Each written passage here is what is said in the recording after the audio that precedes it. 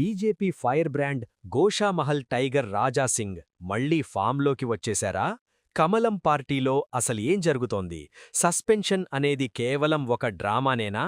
రాజాసింగ్ను BJP suspend చేసి నెలలు గడుస్తున్నా ఇప్పటివరకు స్పీకర్కు బీజేపీ అధిష్టానం కనీసం ఒక్క లేఖ కూడా ఎందుకు రాయలేదు?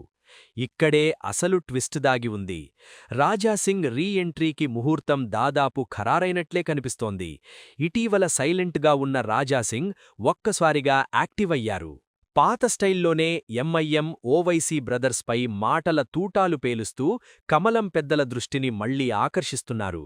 2018 ఎన్నికల్లో తెలంగాణలో బీజేపీ తరపున గెలిచిన ఏకైక వ్యక్తి రాజాసింగ్. గోషామహల్ నియోజకవర్గం ఆయనకు కంచుకోట.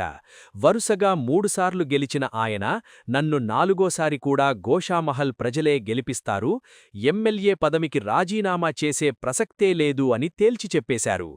ఇలాంటి ఒక గెలుపు గుర్రాన్ని వదులుకోవడం రాజకీయంగా అవివేకమని బీజేపీ కేంద్ర నాయకత్వం రియలైజ్ అయ్యిందట. అందుకే త్వరలోనే రాజాసింగ్పై ఉన్న సస్పెన్షన్ వేటును ఎత్తివేస్తూ ఢిల్లీ నుంచి అధికారిక ప్రకటన వచ్చే అవకాశముందని పొలిటికల్ సర్కిల్స్లో టాక్ వినిపిస్తోంది. ఇలాంటి ట్రెండింగ్ అండ్ ఎక్స్క్లూజివ్ అప్డేట్స్ కోసం వెంటనే మన కొలుగూరి టీవీని సబ్స్క్రైబ్ చేసుకోండి.